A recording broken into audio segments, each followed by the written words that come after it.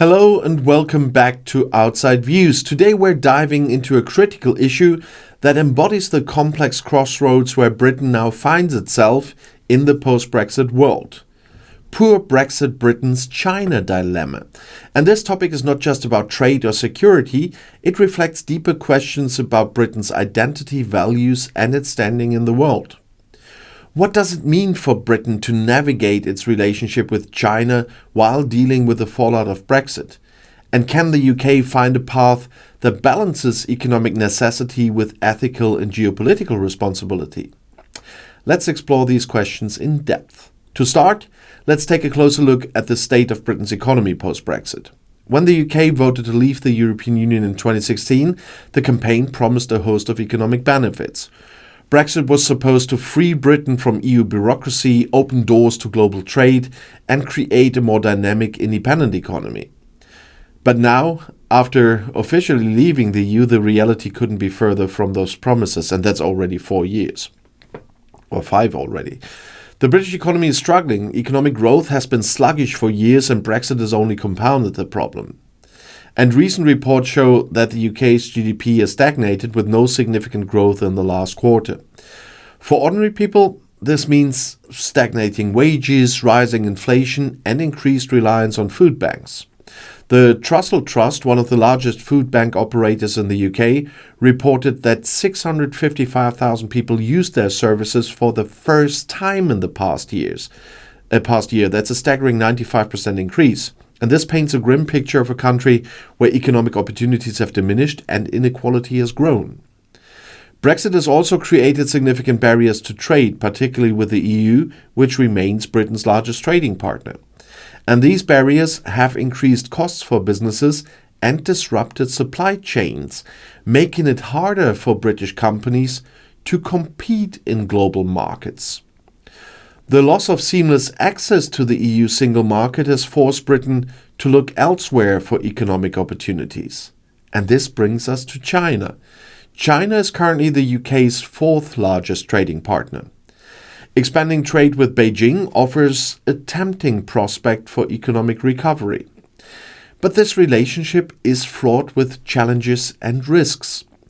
China's human rights abuses, its aggressive stance on Taiwan, and its increasing authoritarianism make it a controversial partner. At the same time, the Chinese economy itself is facing significant challenges, including slowing growth and mounting debt.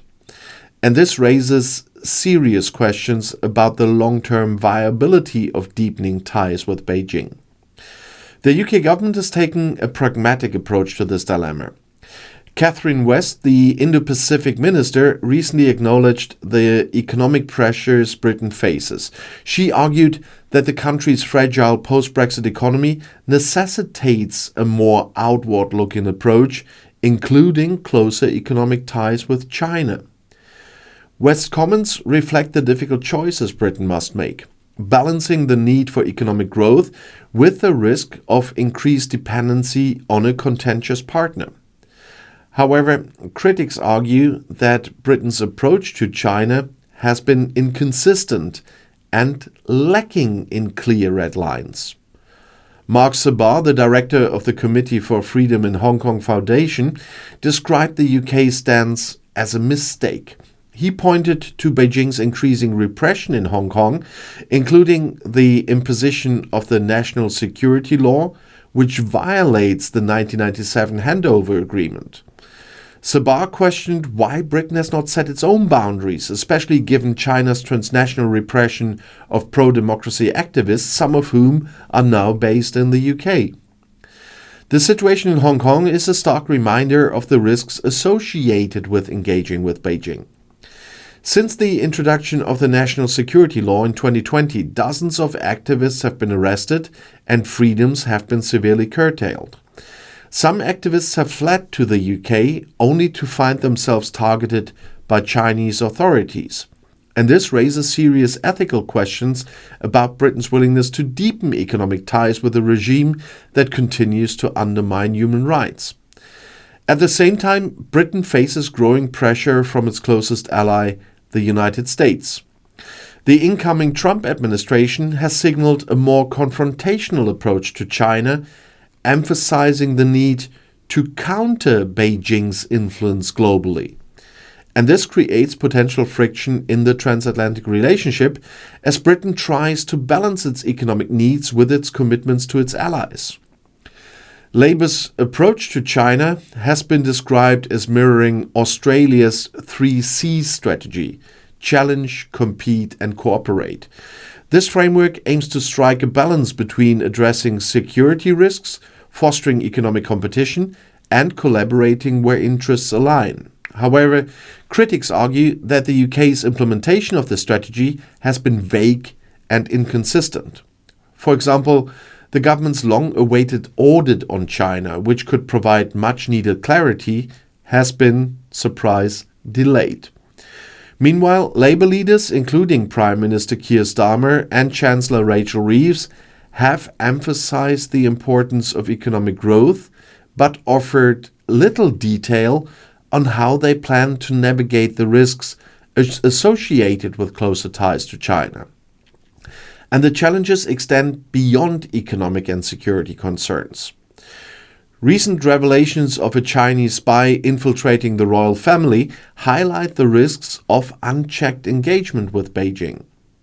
This case, involving a years-long relationship with Prince Andrew, underscores the need for stronger measures to protect Britain's institutions from foreign interference. So, what are Britain's options in addressing this dilemma? First, the UK must adopt a clear and consistent policy framework for its relationship with China. And this includes conducting a comprehensive audit of China's influence in the UK and implementing measures to address vulnerabilities. For example, adopting a foreign influence register similar to Australia's could enhance transparency and accountability. Second, Britain must work closely with its allies to present a united front on key issues. This means collaborating with the US, the EU, and other Indo-Pacific partners to counter China's influence and uphold international norms. Third, the UK should diversify its trade relationship to reduce dependence on China. Strengthening ties with emerging markets, investing in domestic industries, and rebuilding relationships with the EU could help create a more balanced and resilient economy. And finally, the UK must prioritize its values in its foreign policy. As a leading democracy, Britain has a responsibility to stand up for human rights and the rule of law. And this means not turning a blind eye to Beijing's actions in Hong Kong, Xinjiang, and beyond, even if doing so comes at an economic cost. In conclusion, Britain's China dilemma is a microcosm of the broader challenges it faces in the post-Brexit era. Economic fragility, geopolitical tensions, and the need for strategic clarity all converge in this complex issue. Addressing these challenges will require tough decisions and a willingness to confront uncomfortable truths about the country's position in the world. The road ahead is uncertain, but one thing is clear: Britain's ability to navigate this dilemma will have profound implications not only for its economy, but also for its standing on the global stage. The choices made today will shape the UK's future for decades to come. So thank you for watching Outside Views again, and if you found this discussion insightful, please like, share, and subscribe to the channel. And as always, let us know your thoughts in the comments below the video. Until next time, take care and stay informed, and the next video is already right here in the end screen.